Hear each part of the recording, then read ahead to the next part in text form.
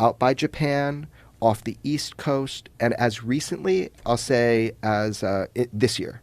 What was the video, or was it just photographic of the triangles in the sky? So that's a big topic of debate, right? So that was from the USS Russell. So on the USS Russell, let's say I have one person that comes to me. That's these things. Right. So the common wisdom is that they were, oh, dude, thank you actually for this opportunity to explain this. So check it out. You see optically a triangle shape. Right. Okay, that's the radar footage from the Omaha. So you see optically the triangle shape. Now, people said I made it up, that I made up pyramid in shape. Now, I put that in quotes when I first reported on it because that's what was in the intelligence reports that happened to pass in front of our eyes, that they have other sensors and that this thing was pyramid in shape. Play it, Jamie. Triangle by angle of observation. It ends right after this. I was just trying to get the pyramids. I just want it like this, see it moving around.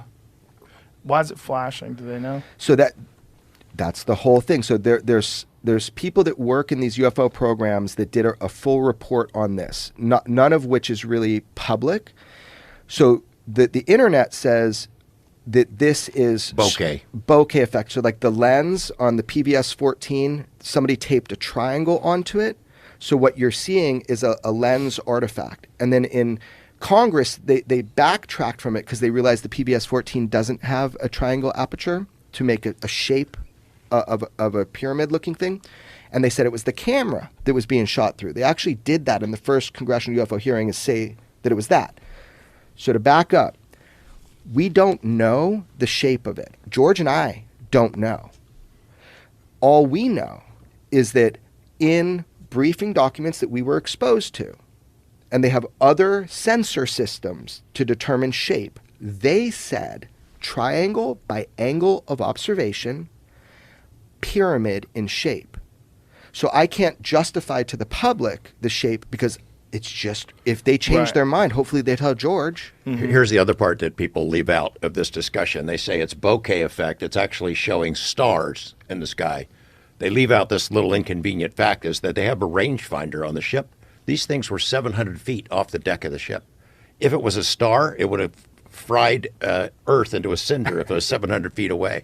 It's not a star. It was an object that was 700 feet off the ship. So. There were two at that moment. So there's a briefing slide that we acquired and made public. And there was nothing in it to say it was classified. It was a briefing slide. And in that briefing slide, if Jamie finds it, it actually tells you, triangle by angle of observation, 700 feet off of the aft or whatever of the ship.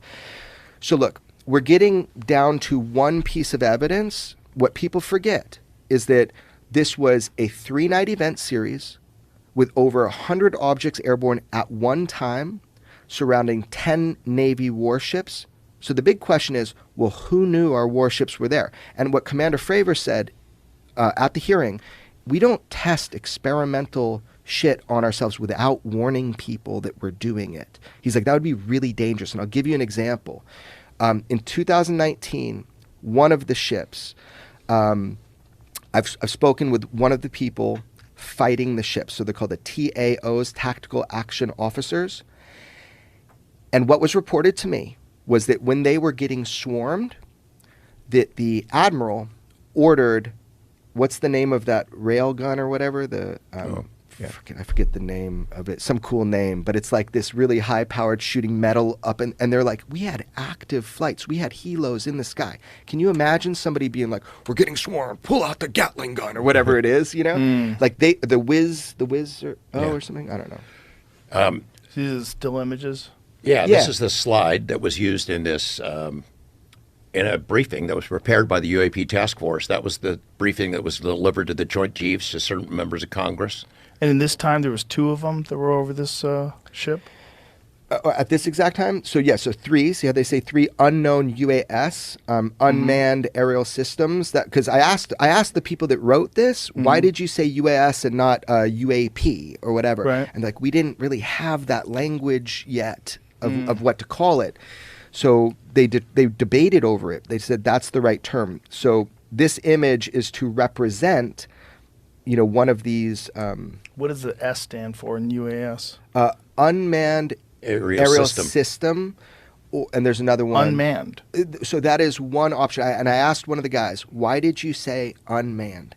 And he goes, because of the size of it, it wasn't quite big enough to put a human man in, you know? So he's like, that was just the best terminology that we had. He goes, now I would just straight up say, you know, UAP. These were unidentified flying objects, UFOs. Right.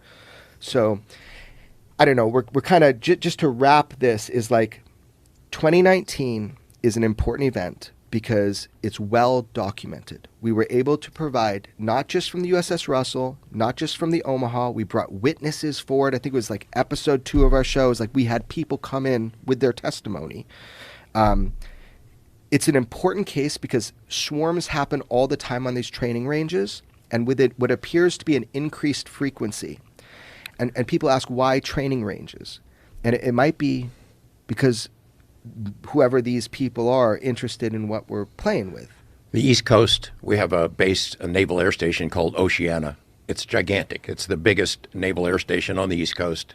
It's a key training range for all our naval aviators, the best pilots in the world. They fly out into this area, I think it's W72, every day. I reported this in 2018. I think people thought I was making it up. But in 2014 and 2015, these pilots fly out into the same area every single day, and every single day they were seeing these unidentified objects sitting right there. They would sit there for days at a time, 30, 40,000 feet.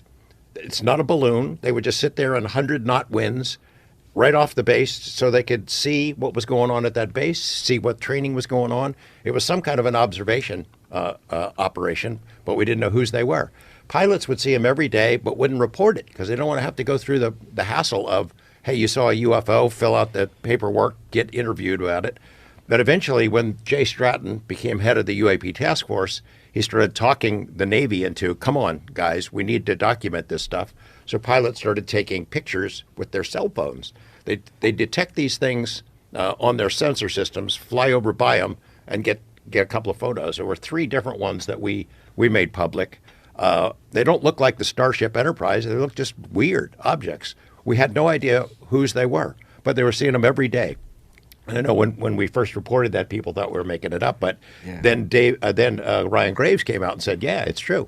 We were seeing them every day. He reported it years before. You know, we hear stuff before, and everybody's like, oh, come on, every fucking day, you know. Turns out it's true. But here's the deal. On the internet, they solved it. They're like, these are all just balloons or cold birds, you know. Yeah. And here's the deal. Pilots see that stuff all the time.